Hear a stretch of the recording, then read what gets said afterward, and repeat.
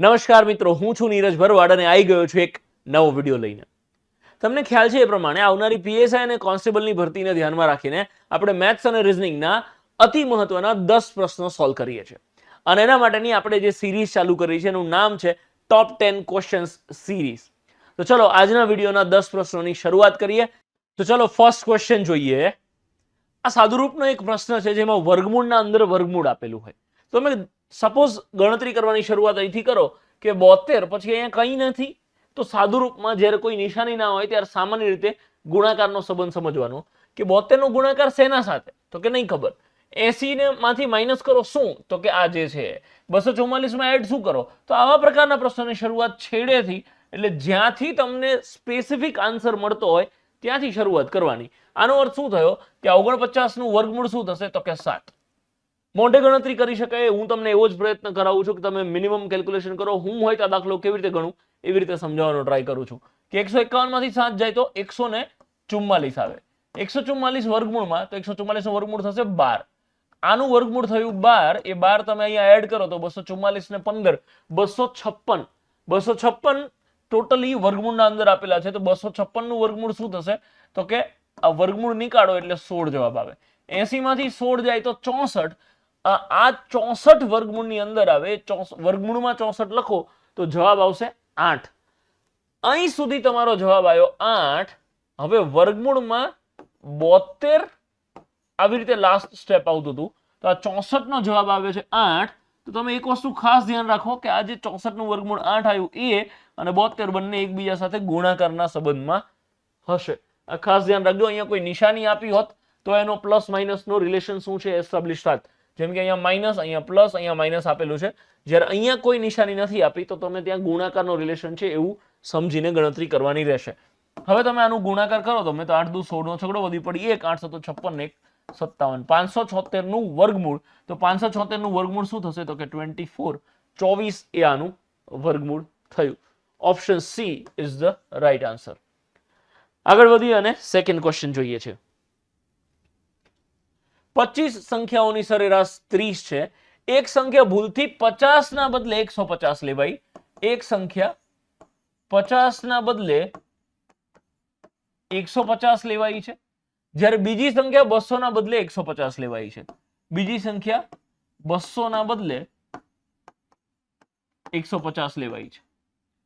તમને ઓલરેડી આની શોર્ટકટ ખબર હશે. ના ખબર હોય તો તમારે આ પ્રશ્નની શોર્ટકટ શીખી લેવી જોઈએ.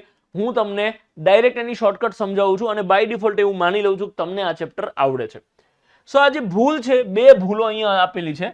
તમારે શું કરવાનું છે, બંને ભૂલોને ભેગી કરી નાખો કે 50 અને 200 બંને ભેગા થઈને 250 લેવાના હતા, એના બદલે 150 150 બંને સંખ્યા 300 લેવાઈ છે. એટલે કે બે સંખ્યા ભેગી થઈને 250 લેવાની હતી, એના બદલે બંને સંખ્યા ભેગી થઈને 300 લેવાઈ છે. તો આનો તમે હિસાબ કરો તો ખરેખર સંખ્યા 250 લેવાની હતી, એના બદલે 300 લેવાઈ. 50 વધુ લેવાઈ છે તો 50 તમારે માઇનસ કરી દેવાની રહેશે. તો આ જે સંખ્યા તમે 50 માઇનસ કરો છો, તો સંખ્યા 50 માઇનસ કરવાના બદલે તમે ડાયરેક્ટ એની એવરેજ માઇનસ કરી નાખો તો ચાલે. તો આ જે 50 સંખ્યા છે એની મતલબ જે ટોટલમાં 50 નો ડિફરન્સ છે એની એવરેજ તમારે ગોતવાની છે. તો આ 50 સંખ્યા કેટલી છે, 25.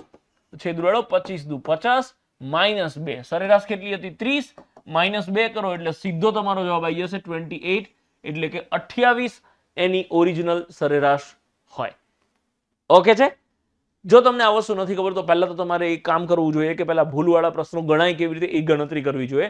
હું ઓલવેઝ ટોપ 10 સિરીઝ વખતે કહેતો હોઉં છું કે ટોપ 10 સિરીઝના પ્રશ્નો સમજાવતી વખતે મારો વધારે ફોકસ પ્રશ્નો ગણાવવા કરતા એને ફટાફટ કેમ ગણાય એની શોર્ટકટ શું છે એના પર હોય છે.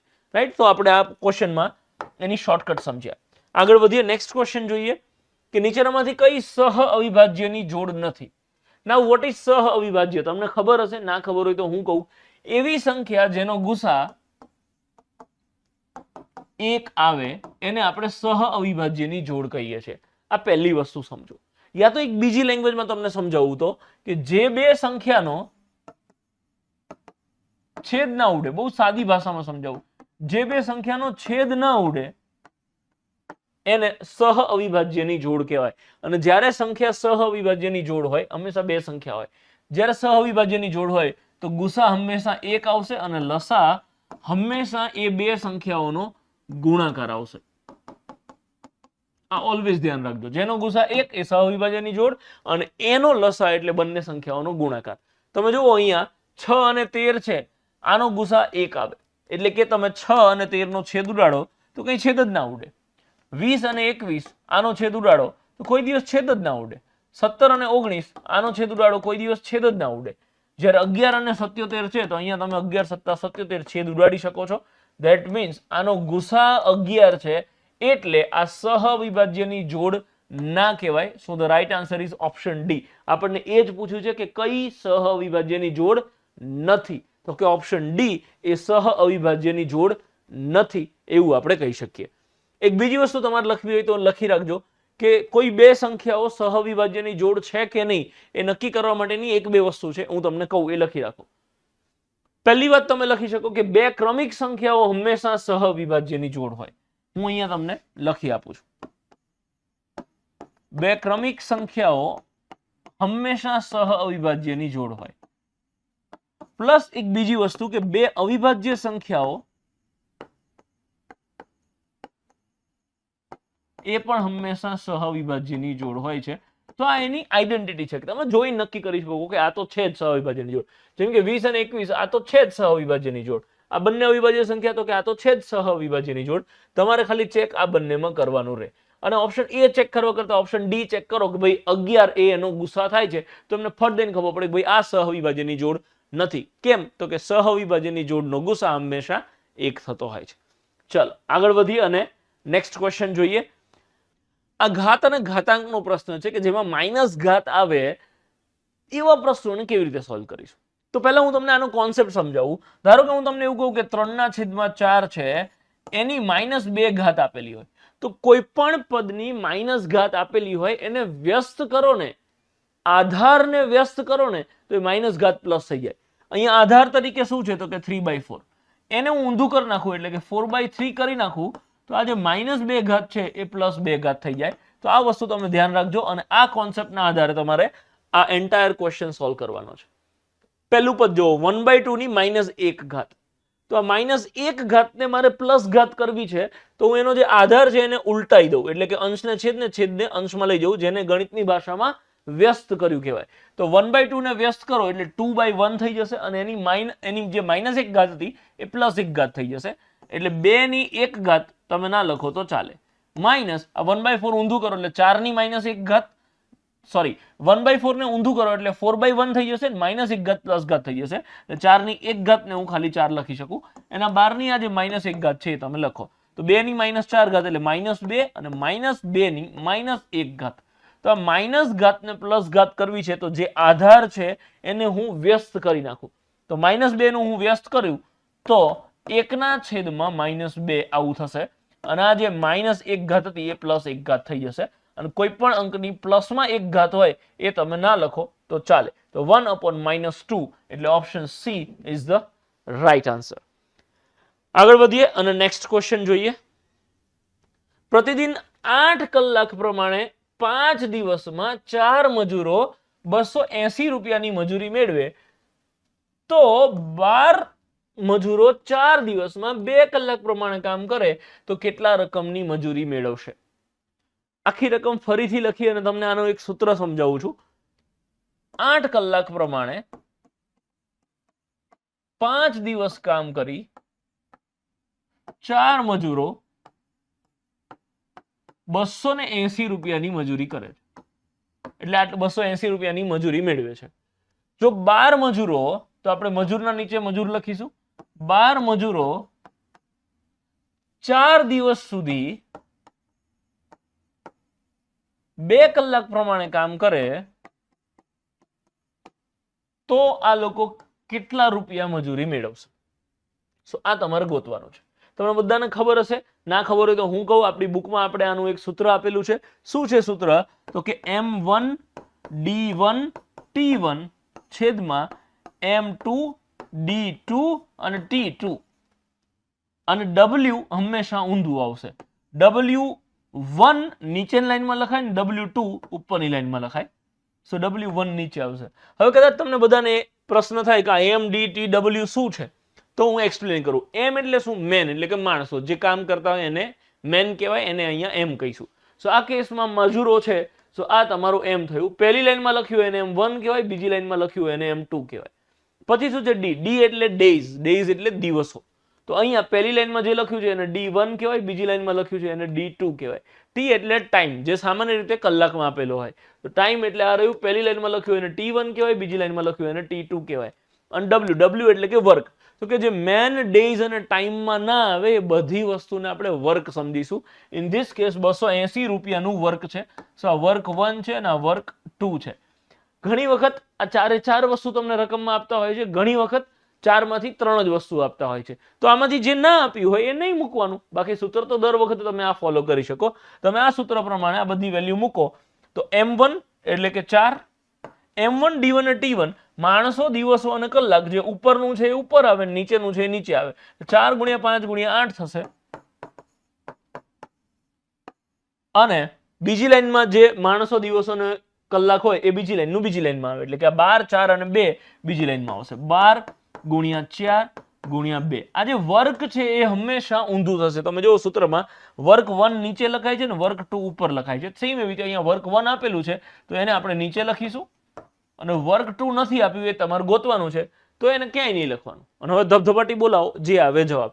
તમે જુઓ અહીંયા આ 4 ઉડી જશે, 2 ચોકુ 8, 4 છેદ ઉડે તો 4 તરી 12 અને 280 ભાગ્યા 5. અહીંયા 5 છેદ ઉડાડો તો 56 થાય.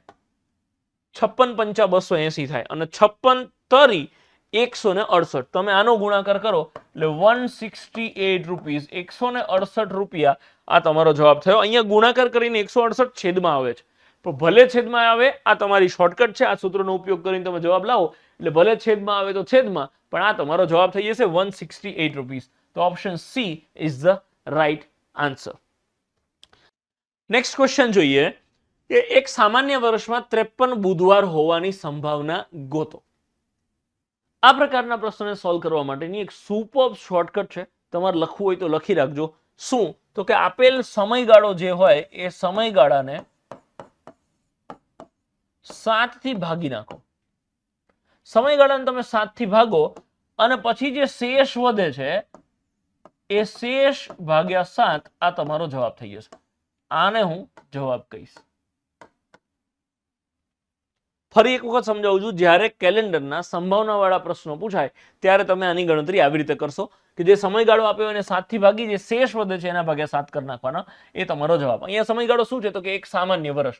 એક સામાન્ય વર્ષમાં કેટલા દિવસો હોય? તો કે 365 ડેઝ, 365 દિવસ હોય. તમે આને 7 થી ભાગો તો 7 પંચું 35, 36 માંથી 35 જાય તો 1 ને આ 5 નીચે ઉતરે, 7 દુ 14. શેષ કેટલી વધી? તો કે 1.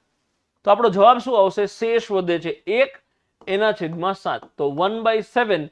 This is your right answer. હવે એક વસ્તુ સમજો કે અહીંયા બુધવારની બદલે ગુરુવાર, મંગળવાર, શનિવાર, રવિવાર, સોમવાર ગમે તે વાર આપે, જવાબ 1/7 જ આવશે. અને આ જીપીએસસી ની એક્ઝામમાં પૂછાયેલો પ્રશ્ન છે. સો કાયમ માટે આ ધ્યાન રાખવાનું કે કેટલો સમયગાળો આપ્યો છે, સમયગાળાને 7 થી ભાગી નાખવાનો, શેષ શું વધે છે. કેલેન્ડરની ભાષામાં આને વધારાના દિવસો કહેવાય. તો વધારાના દિવસો ભાગ્યા 7 એ તમારો જવાબ થાય. જો અહીંયા એક સામાન્ય વર્ષના બદલે લીપ વર્ષ આપ્યું હોત તો લીપ વર્ષમાં 366 દિવસ આવે, તો હું 366 ભાગ્યા 7 કરત તો શેષ 2 વધત અને જવાબ 2/7 આવત. તમને જો આ ચેપ્ટર શીખ્યા ના હોય તો ઘણી બધી વખત ઘણા બધા એવા પ્રશ્નો થાય. તમને એમ થાય 53 બદલે 54 આપે તો 52 આપે તો ના, કોઈ દી ના આવે. એવું આપે તો પ્રશ્ન ના બને. 53 જ આપેલું હશે પણ વાર એમાં ગમે તે હશે, સોમ, મંગળ, બુધ, ગુરુ, શુક્ર, ગમે તે વાર હોય, આપણે ગણતરી આવી જ રીતે કરીશું. ઓકે છે? ગ્રેટ. આગળ વધીએ અને નેક્સ્ટ ક્વેશ્ચન સમજતા પહેલા એક વાતની ચર્ચા કરી લઈએ કે જો તમે મારી પાસે મેથ્સ અને રીઝનિંગ એન્ટાયર ડિટેલમાં જોરદાર રીતે સાવ 0 થી ભણવા માંગો છો, એટલે સરવાળો, બાદબાકી, ગુણાકાર, ભાગાકાર પણ હું ક્લાસમાં ભણાવું છું, આ રીતે જો તમે મેથ્સ મારી પાસે શીખવા માંગો છો, એટલે કે 0 માંથી હીરો બનવા માંગો છો, એવા દરેકે દરેક વિદ્યાર્થી મિત્રો કે જેને હજારો વર્ષોથી મેથ્સ અડ્યું નથી અને મેથ્સ જોડે 36 નો આંકડો હતો, એટલે જ તમે પછી આર્ટ્સ અથવા તો સાયન્સનું એવું સ્ટ્રીમ રાખ્યું હતું જેમાં મેથ્સ ના આવે, તો એવા બધા વિદ્યાર્થીઓ માટે આ બેચ તમારા માટે પરફેક્ટ છે, જેમાં હું એકદમ 0 થી સ્ટાર્ટ કરું છું. ધીરે ધીરે ધીરે પાપા પગલી કરી અને તમને એક એ લેવલ સુધી લઈ જઉં છું કે તમે પીએસઆઈના પ્રશ્નો આરામથી સોલ્વ કરી શકો. પીએસઆઈને ઇવન જીપીએસસી ક્લાસ 1-2 ના પ્રશ્નો પણ તમે આરામથી સોલ્વ કરી શકો. એના માટેની એક સિસ્ટમ છે, પેટર્ન છે. એ સિસ્ટમ ફોલો કરીએ, એ સ્ટેજીસ, એ સ્ટેપ્સ ફોલો કરી, એ બધા ચેપ્ટરની સિક્વન્સ ફોલો કરી અને તમને લેવલ સુધી લઈ જવામાં આવે છે. અને હા, નીડલેસ ટુ સે કે કોઈ પણ વ્યક્તિ તમારામાંથી એવું કહે છે કે મને ભણવાની મજા નથી આવતી એટલે 100% ફીઝ રિફંડ આપીએ છીએ. અને કદાચ ગુજરાતમાં હું એકમાત્ર એવો વ્યક્તિ છું જે 100% ફી રિફંડ કરવાની ગેરંટી આપું છું. જો તમને ભણવાની મજા ના આવે તો હું બિંદાસ પૂરેપૂરી ફી રિટર્ન કરું છું. નો ક્વેશ્ચન્સ આસ્ક. તમારે ખાલી એટલું જ કહેવાનું કે યાર ભણવાની મજા નથી આવતી, એટલે તમે જેટલા પૈસા ભર્યા હશે બધા પ્રેમથી તમને પાછા મળી જશે. ઓકે છે? ચલો. સો એમાં પીએસઆઈની જે બેચ છે એની પ્રાઇસ 5000 છે, 5000 રૂપિયાની બેચ છે. અને કોન્સ્ટેબલની 4500. આમાં 500 રૂપિયાનો જે ડિફરન્સ છે, આ 500 રૂપિયામાં 5 એવા ચેપ્ટર છે જે કોન્સ્ટેબલની પરીક્ષામાં પૂછવાની શક્યતા ઓછી છે, એટલે એ 5 ચેપ્ટર આમાં ઓછા ચાલશે. એના લીધે આના ખાલી 500 રૂપિયા વધારે છે. હું તમારી જગ્યાએ 500 રૂપિયા આપીને 5 ચેપ્ટર શીખી લો. બરોબર છે? Anyways, choice is yours. કોઈ એવો વ્યક્તિ છે કે જે આજે લાઈવ બેચ છે એનો ટાઈમિંગ સાંજનો 6 થી 8 નો છે, 6 to 8, જેના અંદર હજી 7 લેક્ચર થયા છે. જો તમે હજી સુધી એમાં ના જોડાયા હોય તો બિંદાસ જોડાઈ શકો છો. આગળનું બધું કવર કરી અને પછી કન્ટિન્યુઅસ તમે લાઈવ બેચમાં બેસી શકો છો. પણ તમને જો આ લાઈવ લેક્ચરનો ટાઈમ સુટેબલ નથી તો એ જ ક્લાસમાં હું જે ભણાવું છું એનો એક રેકોર્ડેડ કોર્સ બનાવીને આપણે મૂકેલો છે, દેટ ઇઝ કોલ્ડ પીએસઆઈ અને કોન્સ્ટેબલનો ક્લાસરૂમ રેકોર્ડેડ કોર્સ. એની પ્રાઇસ 2000 રૂપિયા છે. પણ આ રેકોર્ડેડ કોર્સમાં અને આ લાઈવ કોર્સમાં ફરક શું છે? તો કે આ લાઈવ કોર્સમાં તમને હું બુક્સ આપું છું મટીરિયલ સ્વરૂપે. ડેઈલી અને વીકલી ટેસ્ટ આપણે લેતા હોઈએ છીએ. તમે જે ડેઈલી ભણો છો એની ડેઈલી અને વીકલી ટેસ્ટ હોય છે. ડિફિકલ્ટી સેશન્સ હોય છે, એના ડિફિકલ્ટીના સોલ્યુશન્સ હોય છે. બુકના પ્રશ્નો, ટેસ્ટના પ્રશ્નો, એ બધાના વિડીયો સોલ્યુશન હોય છે. અને બેચ પૂરી થાય એના પછી 3 મોક ટેસ્ટ ફ્રીમાં આપીએ છીએ. એટલે તમે આ ઇવન કોર્સ લો છો, ભલે તમે રેકોર્ડેડ જોતા હોય, એટલે કે લાઈવ કોર્સના ટાઈમે તમે અવેલેબલ નથી, છતાંય મને પૂછો તો હું સજેસ્ટ કરીશ કે આ કોર્સ લેવાય, કેમ કે આમાં જોડે હું ઘણી બધી વસ્તુઓ બીજી આપી રહ્યો છું. Anyways, choice is yours. એ સિવાય આ આપણો મેથ્સ અને રિઝનિંગનો કોમ્બો ઓલરેડી આપણી એપ્લિકેશનમાં મૂકેલો છે. એ કોર્સ તમારે લેવો હોય તો 1499 એટલે કે 1499 રૂપિયામાં છે. એ કોર્સ પણ તમે લઈ શકો છો. તમને કોઈને કાંઈ ડાઉટ હોય તો લાસ્ટમાં હું તમને ઓફિસનો નંબર આપું છું. એ નંબર પર તમે ફોન કરી અને એની ટાઈમ આના રિગાર્ડિંગ તમારે જે ડાઉટ હોય એ સોલ્વ કરી શકો છો. આપણે આગળ વધીએ અને નેક્સ્ટ ક્વેશ્ચન જોઈએ. ભૂરો એક ધંધો 15000 રૂપિયા લઈને શરૂ કરે છે. આ ભાગીદારીનો પ્રશ્ન છે કે ભૂરોએ 15000 લઈને ધંધો શરૂ કરે છે અને 3 મહિના પછી જીગો 30000 રૂપિયા લઈને ધંધામાં જોડાય છે. વર્ષના અંતે 40500 રૂપિયાનો નફો થાય છે. તો જીગલાને કેટલા રૂપિયા મળે એ આપણે કહેવાનું છે. તો આ પ્રશ્ન કેવી રીતે ગણીશું? તો કે ભૂરો એક ધંધો 15000 રૂપિયા લઈને શરૂ કરે છે, તો ભૂરાની મૂડી કેટલી છે? તો કે 15000. અને જીગાની મૂડી કેટલી છે? તો કે 30000. હવે એક વસ્તુ સમજજો, હું ક્વેશ્ચન સમજાવું એ પહેલા કે એક લાઈન હું તમને કહું છું, એ એક લાઈનમાં આખું ભાગીદારી ચેપ્ટર પૂરું થઈ જાય. શું છે આ એક લાઈન? તો કે જેની જેટલી મૂડી એનો એટલો નફો. અથવા તો બીજી લાઈન બોલું કે મૂડીના પ્રમાણમાં નફાની વહેંચણી થાય. રાઈટ? સો હવે તમે જુઓ, મૂડીના પ્રમાણમાં નફાની વહેંચણી થાય એ વાત તો સાચી, પણ અહીંયા બંનેનો સમયગાળો પણ અલગ અલગ છે. તો તમારે સમયગાળાને પણ ધ્યાનમાં લેવો પડશે કે ભૂરાએ 15000 રૂપિયા લઈને ધંધાની શરૂઆત કરી છે, પણ ભૂરો ધંધો ચાલુ થયો ત્યારથી રોકાણો છે, એટલે આખું વર્ષ એ ધંધામાં રોકાયો છે. મતલબ 12 મહિના એને 15000 રૂપિયા, એની મૂડી 15000 રૂપિયા 12 મહિના સુધી રોકાયેલી રહી, એવું આપણે સમજી શકીએ. અને જીગો 3 મહિના પછી ધંધામાં જોડાય છે. મતલબ 12 મહિનાનો ધંધો હતો, એમાં 3 મહિના તો જીગો હતો જ નહીં. તો એ રોકાયો કેટલો ટાઈમ? તો કે 9 મહિના રોકાયો કહેવાય. તો એની મૂડી લઈને કેટલો સમય રોકાયો? તો કે 9 મહિના. હવે આ જે છે આ બંનેની મૂડી થઈ અને એનું પ્રમાણ, એટલે કે તમે છેદ ઉડાડી દો એટલે તમને એનો ગુણોત્તર મળી જશે. અને એ ગુણોત્તરના પ્રમાણમાં તમારે આ 40500 રૂપિયા નફો વહેંચી દેવાનો થશે. તમે જો છેદ ઉડાડતા શું જવાબ આવશે? તો કે 15 દુ 30000 થાય. આ મેં જે કર્યું એ ખબર ના પડે તો કઈ નહીં, આ 3 0 3 0 ઉડી જાય, પછી 15 દુ 30 એવી રીતે કરજો. અને આ 2 6 12 આવશે. હજી આમાંથી 3 ઉડી જાય તો 2 વધે, અને અહીંયાથી 3 ઉડી જાય તો 3 વધે. તો આ 2 થયું ને આ 3 થયું. મતલબ ભૂરાને કેટલા ભાગ મળશે? તો કે 2 ભાગ ભૂરાને મળશે અને જીગાને કેટલા ભાગ મળશે તો કે 3 ભાગ જીગાને મળશે. 2 ભાગ ભૂરો લઈ જાય, 3 ભાગ જીગો લઈ જાય, મતલબ ટોટલ 5 ભાગ તો કરવા પડશે. શેના તો કે નફાના. નફો કેટલો છે 40,500, એના 5 ભાગ તમે કરો તો ક્લિયરલી દેખાય કે અહીંયા 5 8 40 ને 5 1 5 અને આ 2 0 એની પાછળ લાગી જશે. 8100 રૂપિયાનો એક ભાગ થાય. એવા 8100 8100 8100 એવા 3 ભાગ જીગો લઈ જશે. એટલે 8100 ગુણ્યા 3 તમે કરો તો આ 00 સીધા જવાબમાં. 3 એકા 3 અને 3 અઠ્ઠા 24. 24,300 રૂપિયા જીગાનો નફો થશે. અને આપણો પ્રશ્ન એ જ હતો કે જીગાને કેટલા રૂપિયા મળશે. જો તમને ભૂરાને કેટલા રૂપિયા મળે પૂછ્યું તો 8 100 ના 2 ભાગ ભૂરો લઈ જાય તો 16,200 રૂપિયા આપણે ભૂરાને આપવાના થાત. પણ પ્રશ્નમાં પૂછ્યું હતું કે જીગાને કેટલા રૂપિયા મળે છે. તો 24,300 આ તમારો જવાબ થયો. આપણે આગળ વધીએ અને હવે નેક્સ્ટ ક્વેશ્ચન જોઈએ. આ પીએસઆઈ ની પરીક્ષામાં પૂછાયેલો બેઠો પ્રશ્ન છે, રાઈટ. પીએસઆઈ ની કોઈ મેઇન્સ એક્ઝામમાં પૂછાયો હતો આ પ્રશ્ન, અને આવા પ્રશ્નો તમારી એક્ઝામમાં પૂછાવાના પૂરેપૂરા ચાન્સીસ છે. કે શબ્દકોશ એટલે કે ડિક્શનરી. ડિક્શનરી પ્રમાણે નીચેના 5 શબ્દોમાંથી પ્રથમ શબ્દ કયો આવે? હવે તમને બધાને ખબર હશે, ના ખબર હોય તો હું સમજાવું કે ડિક્શનરી કેવી રીતે અરેન્જ કરેલી હોય. મને 100% વિશ્વાસ છે કે તમારામાંથી દરેક વ્યક્તિએ એટલીસ્ટ 50 સ્પેલિંગ તો ડિક્શનરીમાંથી ગોત્યા જ હશે. તો આપણે ડિક્શનરીમાંથી ગોતીએ તો ડિક્શનરી કેવી રીતે અરેન્જ કરેલી હોય? તો કે પહેલા આલ્ફાબેટ એ થી ચાલુ થતા બધા જ સ્પેલિંગ સળંગ આપેલા હોય. પછી તો કે બી થી બી વાળા બધા સ્પેલિંગ હોય. પછી સી ડી એવી રીતે હોય. હવે એવું સમજો કે એ થી ચાલુ થતા સ્પેલિંગ, તો એ થી ચાલુ થતો હોય એવો એક જ સ્પેલિંગ થોડો હોય, ઢગલો સ્પેલિંગ હોય. તો એ થી ચાલુ થતા બધા સ્પેલિંગને કેવી રીતે અરેન્જ કરવાના હોય?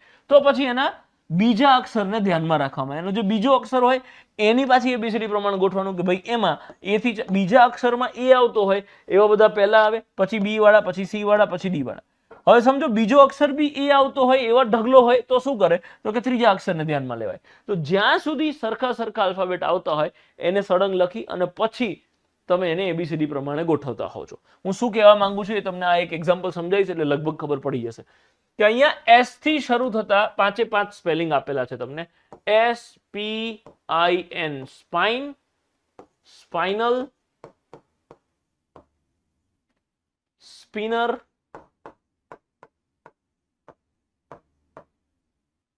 સ્પિનેટ,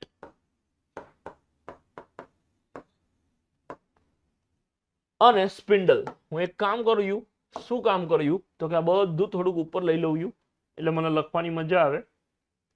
ઓકે, અને છે સ્પિન્ડલ. SPINDL અને E. હવે તમે અહીંયા જુઓ S થી શરૂ થતા બધા સ્પેલિંગ છે. તો હવે આમાં કયો સ્પેલિંગ પહેલા આવે ને કયો સ્પેલિંગ પછી આવે એ આપણે નક્કી જ ના કરી શકીએ. તો શું થયું? પહેલો અક્ષર સરખો છે તો એને ઇગ્નોર કરવાનો. હવે બીજા અક્ષરને એબીસીડી પ્રમાણે ચેક કરવાનો. તો બીજો અક્ષર અહીંયા પીપી, બીજો અક્ષર એ બધામાં સરખો છે એટલે એને પણ ઇગ્નોર કરવો પડશે, કેમ કે નક્કી જ નહીં થાય કે આમાં કયો અક્ષર પહેલા આવે ને કયો અક્ષર પછી. ત્રીજો અક્ષર, તો ત્રીજો અક્ષર એ બધામાં આઈ છે એટલે ત્રીજા અક્ષરને બી ઇગ્નોર કરો. ચોથો અક્ષર પણ N છે એટલે ચોથા અક્ષરને પણ ઇગ્નોર કરવાનું. અને હવે તમે જુઓ પાંચમો અક્ષર અહીંયા ઈ છે, અહીંયા એ છે, અહીંયા N છે, અહીંયા ઈ છે અને અહીંયા ડી છે. તો બધા અલગ અલગ અક્ષર છે. તો તમે હવે નક્કી કરી શકશો કે આમાંથી એબીસીડી પ્રમાણે સૌથી પહેલા શું આવે. તો મને ક્લિયરલી ખબર પડે કે ઈ, એ, એન, ઈ અને ડી માં સૌથી પહેલા શું આવે? એ આવે. એટલે એબીસીડી પ્રમાણે તમે જોવા જાવ તો ડિક્શનરીમાં સ્પાઇનલ આ સ્પેલિંગ સૌથી પહેલો હશે. હવે આ ધારો કે આપણને ખબર પડી ગઈ સૌથી પહેલો હશે. હવે તો કે હવે તમે એના આ અક્ષર જુઓ NED. તો E, N અને D માં હવે સૌથી પહેલા શું આવે? તો કે ABCD આવે. તો ડી વાળો સ્પેલિંગ હવે નેક્સ્ટ આવશે. તો કે સેકન્ડ સ્પેલિંગ કયો આવશે? તો કે ડી વાળો એટલે કે સ્પિન્ડલ. આ બધાના અર્થ શું થાય એમાં મહેરબાની કરીને આપણે અત્યારે ના પડવું. તો આ ફિક્સ થઈ ગયું. હવે E અને E વાળા બે અક્ષર છે, કેમ કે E અને N માં E પહેલા આવે. તો E વાળા બે અક્ષર છે તો અહીંયા તમે જુઓ E ને તમે ઇગ્નોર કરો તો આ સ્પેલિંગ પૂરો થઈ જાય છે. એટલે જે સ્પેલિંગ પૂરો થઈ જાય એ પહેલા આવશે સ્પાઇન વાળો, અને જે હજી પૂરો નથી થતો એ સ્પેલિંગ એના પછી આવશે એટલે કે સ્પિનેટ. અને એના પછી શું આવે છે? તો કે સ્પિનર. પાંચમો અક્ષર આવશે, પાંચમો શબ્દ આવશે, ધેટ ઇઝ સ્પિનર. પાંચે પાંચ અક્ષર આવી રીતે ગોઠવાય. આ એક્ઝામમાં જે પ્રશ્ન પૂછાયો હતો એમાં તો હાવ ચકલી જેવું પૂછાયું હતું કે પ્રથમ શબ્દ કયો આવે. તો તમને અહીંથી જ ખબર પડી ગઈ હતી કે પ્રથમ શબ્દ સ્પાઇનલ આવે. પણ મારે તમને અહીંયા કોન્સેપ્ટ પણ સમજાવો હતો કે આ 5 શબ્દો અગર ગોઠવવાનું કે તો કેવી રીતે ગોઠવાય. હું પેપર સેટર હોય ને તો પ્રશ્ન આવી રીતે પૂછું, આને 1 નંબર આપી દઉં, આને 2 નંબર આપી દઉં, આને 3 નંબર, આને 4 નંબર, આને 5 નંબર આપી દઉં, પછી એમ કહું હવે આને તમે ડિક્શનરી પ્રમાણે ચડતા ક્રમમાં ગોઠવો. પછી ઓપ્શન આપવાનો કે ભાઈ આ 3 2 4 1 5 એવી રીતે ગોઠવાય કે 4 3 1 2 5 એવી રીતે ગોઠવાય, કેવી રીતે ગોઠવાય. સો એ વખતે તમે જો આ વસ્તુ સમજ્યા હોય, કોન્સેપ્ટ એન્ટાયરલી તમને ખબર હોય, તો તમે બહુ ઝડપથી અને ઇઝીલી આન્સર આપી શકો છો. આઈ હોપ તમને આ ડિક્શનરી વાળો કોન્સેપ્ટ શું છે એ ખબર પડી હશે. ના ખબર પડી હોય તો આટલો એક ક્વેશ્ચન તમે ફરીથી વિડીયો રિવાઇન્ડ કરીને જોઈ શકો છો. અને આપણે આગળ વધીએ અને હવે નેક્સ્ટ ક્વેશ્ચન જોઈએ. આ ક્વેશ્ચનનો જવાબ આવતો હતો સ્પાઇનલ. નેક્સ્ટ ક્વેશ્ચન છે આલ્ફા ન્યુમેરિક સિરીઝ આપેલી છે, એટલે અંગ્રેજીના મૂળાક્ષરો પણ છે અને આંકડાઓ પણ છે. તો શું કરાય, તો કે પહેલા આંકડાઓ સામે નજર કરો. શું તમને આંકડાઓમાંથી કઈ આઈડિયા આવે છે? તો અહીંયા 8 છે, આ 27 છે, 64 છે, આ 216 છે. તો જોઈને ખબર પડે કે આ બધા ઘન છે. આ 1 2 નો ઘન, 3 નો ઘન, 4 નો ઘન અને 6 નો ઘન, મતલબ જવાબમાં આવશે 5 નો ઘન. તો 5 નો ઘન એટલે 125 125 આવશે. હવે આ જે આંકડાઓ છે ને, આંકડાની આગળ પણ કોઈ અક્ષર છે ને પાછળ પણ કોઈ અક્ષર છે, બધામાં એવું જ આપેલું છે. સો આપણે શું કરીશું તો કે અહીંયા પહેલા અક્ષરને પહેલા ધ્યાનમાં રાખવાનો. પહેલો અક્ષર શું છે? એ નો જી કેવી રીતે થાય, જી નો એમ કેવી રીતે થાય, એમ નું અહીંયા શું આવશે અને એનું વાય કેવી રીતે થાય એ આપણે જોવાનું. એ થી જી કેવી રીતે થયો તમે એબીસીડી પ્રમાણે જુઓ તો એ પછી બી સી ડી ઈ અને એફ 5 અક્ષર છોડીને જી આવે છે. જી પછી એચ આઈ જે કે એલ 5 અક્ષર છોડીને એમ આવે છે. તો સીધી વસ્તુ N O P Q R 5 અક્ષર છોડી અને એસ આવશે. તો S125 S125 હોય એવો આ એક જ જવાબ છે. સો હું હોય તો આ ટીક કરી દઉં, પણ અહીંયા ધ્યાન શું રાખવાનું, નન ઓફ ધીસ, એટલે કે આમાંથી એક પણ જવાબ નથી આવતો એવો એક ઓપ્શન આપેલો છે. એટલે આપણે ત્યાં રાહ જોવી પડે અને આનો પૂરેપૂરો આન્સર લાવવો પડે. તો અહીંયા એ થર્ડ આલ્ફાબેટ એટલે કે આંકડા પછીના અક્ષરનું શું સેટિંગ છે એ તમે સમજો. ઝેડ પછી ટી પછી એન એવી રીતે રિવર્સ જવાનું છે. હવે એક વસ્તુ સમજો કે ઝેડ થી ટી રિવર્સ, તમારી પાસે એબીસીડી લખેલી ના હોય તો રિવર્સ જવાનું બહુ અઘરું પડે. એટલે હું તમારી જગ્યા હોય તો શું કરું, અહીંથી આમ જઉં, એન નો ટી, ટી નો ઝેડ શું થાય છે એ પહેલા વેરીફાઈ કરું. તો એન નો ટી કેવી રીતે થાય તમે જુઓ, એન પછી O P Q R S પછી ટી 5 અક્ષર છોડ્યા છે. ટી પછી U V W X Y અને પછી તમે ઝેડ લખેલો છે. તો સીધી વસ્તુ કે અહીંયા 5 અક્ષર છોડ્યા હશે તો હું ચાલુ બી થી કરું. બી થી 5 અક્ષર છોડીને જે આવતું એ લખી દેવાનું. બી પછી C D E F G છોડી અને એચ, તો અહીંયા એચ આવશે. તો એસ 125 એચ એટલે કે આ તમારો ફાઇનલ આન્સર થયો. આઈ હોપ મેં શું કર્યું આ તમને ખબર પડી હશે. આ તમને સમજાવું છું એટલે આટલી વાર લાગે, બાકી એક્ઝામમાં આટલી વાર લાગે નહીં. અને હું તમારી જગ્યાએ હોય તો ડાયરેક્ટ આ વસ્તુ ટીક કરી દઉં કે પહેલા જ મને ખબર પડી ગઈ કે 125 આવે છે અને 125 વાળો એક જ જવાબ છે, તો હું આ રિસ્ક લઈ લઉં, ભલે ઓપ્શન ડી માં નન ઓફ ધીસ આપેલું હોય. અને એક બીજો ઓપિનિયન એવો બી છે મારો કે આ કંઈ એટલી અઘરી વસ્તુ છે નહીં, થોડા ટાઈમમાં જવાબ આવી જશે, તો થોડું ટાઈમ વધારે આપી અને ગણી લેવાય. હવે તમે એમ કહેશો બકા બબે વસ્તુ બોલે છે, તું નક્કી કરી લે પહેલા કે આમ કરવું જોઈએ આમ કરવું જોઈએ. હું ફરી કહું છું કે કઈ એક્ઝામ છે, તમારી પાસે કેટલો સમય બાકી છે એના પર ડિપેન્ડ કરે. જો સીસી જેવી એક્ઝામ હોય કે જેમાં તમારી પાસે ટાઈમની ભયંકર મારામારી હોય તો હું ઓપ્શન બી ટીક કરીને આગળ વધી જાઉં, ચેક કરવા ના રહું. પણ પીએસઆઈ જેવી એક્ઝામ હોય જેમાં તમારી પાસે પૂરતો સમય હશે તો એ વખતે હું આખા પ્રશ્નનો જવાબ લાવી અને માર્ક સિક્યોર કરીને પછી આગળ વધું. ઓકે છે? ચાલો આગળ વધીએ અને આજના દિવસનો લાસ્ટ ક્વેશ્ચન જોઈએ. Question number 10. મેં તમને લાસ્ટ વિડીયો વખતે એક વસ્તુ કમેન્ટ કરી હતી કે સમસંબંધ એટલે કે સમાનતાના પ્રશ્નો હું દરેક વિડીયોમાં હવે પછી લઈને આવીશ, તો તમને હું એક્સપ્લેન કરી શકું કે આમાં આ લોકો સમસંબંધમાં કે સમાનતામાં અલગ અલગ કેવા પ્રકારના વિચિત્ર લોજિક એડ કરે છે. 234 ના 729 કેવી રીતે થાય એ ચેક કરીને 312 નું શું થાય એ તમારે જોવાનું છે. તો તમે જુઓ 729 સામે જોવો ને એટલે મને તો બીજું કાંઈ નહીં પણ ઘન દેખાય અને વર્ગ દેખાય. શું તો કે 729 એટલે 27 નો વર્ગ થાય 729 અને 9 નો ઘન થાય 729. આ બે વસ્તુ આપણને ખબર હોવી જોઈએ. તો હવે તમે જુઓ આ જે 234 આપ્યું છે એને 27 જોડે લેવા દેવા છે કે 9 જોડે લેવા દેવા છે? મને ખબર પડે 9 જોડે લેવા દેવા છે. એક કારણ તો હું બનાવીને આવ્યો છું એટલે, અને બીજું કારણ કે તમને જોઈને બી ખબર પડે. હું તમને એ જ સમજાવવા માંગુ છું કે જો આ પ્રશ્ન તમારા સામે પહેલી વાર આવે છે તો તમે આને કેવી રીતે અપ્રોચ કરો. એટલે કહું છું 729 એ વર્ગ છે કે ઘન, એ મને ખબર પડી, એટલે એ દિશામાં હું આગળ વધીશ. તમે જો અહીંયા આંકડાઓ 2 અને 3 5 ને 4 9, આનો ટોટલ થયો 9, અંક સરવાળો 9 થયો અને એ 9 નો ઘન 729 છે. તો સેમ એવી રીતે અહીંયા 312 છે, તો 3 ને 1 4 ને 2 6, અંક સરવાળો 6 થયો અને 6 નો ઘન કરવાનો. 6 નો ઘન શું આવે છે તો કે 216. તો ઓપ્શન બી આ તમારો જવાબ થઈ ગયો. તો મિત્રો આપણા આ વિડીયોના 10 પ્રશ્નો અહીં પૂરા થાય છે. અહીં સ્ક્રીન પર તમને અલગ અલગ 3 નંબર આપેલા છે. તમને જે કોઈ પણ વસ્તુને રિગાર્ડિંગ કંઈ ડાઉટ હોય તો તમે બિંદાસ અમારો કોન્ટેક્ટ કરી શકો છો. સોશિયલ મીડિયા એટલે કે ઇન્સ્ટાગ્રામ પર નીરજ ભરવાડ નામથી, ઓર ઉલટું છે કદાચ, ભરવાડ નીરજ નામથી આપણું આઈડી છે, એ ઇન્સ્ટાગ્રામ આઈડી તમે ફોલો કરી શકો છો. તમને આઈડી નીચે ડિસ્ક્રિપ્શનમાં મળી જશે. અને યુટ્યુબ પર તો તમે છો જ, એટલે એની તો કોઈ ચર્ચા કરવાનો મતલબ નથી. તો મિત્રો આ હતા મારા તરફથી 10 પ્રશ્નો જે તમારી એક્ઝામ માટે તમને બહુ યુઝફુલ થઈ શકે છે. અને આ 10 પ્રશ્નો થ્રુ હું તમને કંઈક નવી ઇન્ફોર્મેશન આપી શકું, કંઈ નવું શીખવાડી શકું, એવો મારો આ પ્રયત્ન છે. તો આ પ્રયત્નને હું જારી રાખીશ, ચાલુ રાખીશ. તમને આ બધા વિડીયોઝ કેવા લાગે છે એ વિધાઉટ ફેલ મને નીચે ડિસ્ક્રિપ્શનમાં કહેતા રહેજો. આ વસ્તુ ચાલુ રાખવી જોઈએ, તમારી કોઈ ડિમાન્ડ હોય તો એ પણ કહેતા રહેજો. દરેક વસ્તુને આપણે ધ્યાનમાં રાખીશું. આપણે લોકો મળીએ આવતા શુક્રવારે બીજા ટોપ 10 ક્વેશ્ચન્સ સાથે. ત્યાં સુધી ગુડ બાય.